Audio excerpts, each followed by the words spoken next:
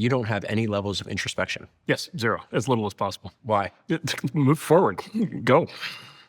Yeah, I don't know. I found people who dwell on the past get stuck in the past. It's a real problem, and it's a problem at work, and it's a problem at home. So I've read obviously 400, and I think now 10 biographies of history's greatest entrepreneurs. Yep. And that was one of the most surprising things. Like, what's the most surprising thing that you've learned from this? So like, oh, they have little or zero introspection. Yep. Like Sam Walton didn't wake up thinking about his internal self. He just woke up. He's like, I like building Walmart. I'm going to keep building Walmart. I'm going to make more Walmarts, and just kept doing it over and over again.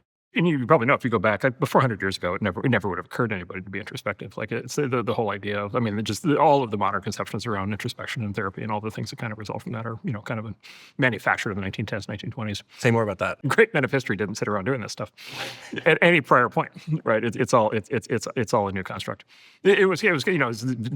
So first Western civilization had to kind of invent the concept of the individual, right? Which was like a new concept, several hundred years ago. And then, for a long time it was, all right, the individual runs, right, and like does all these things and builds things and builds empires and builds companies and builds technology, does all these things, and then kind of this kind of guilt-based whammy kind of showed up from Europe, a lot of it from Vienna in the 1910s, 1920s, Freud and all that entire movement, and kind of turned all that inward and basically said, okay, now we need to basically second guess the individual. We need to criticize the individual. The individual needs to self-criticize. Right, the individual needs to feel guilt, needs to look backwards, needs to dwell on the past. It never resonated with me.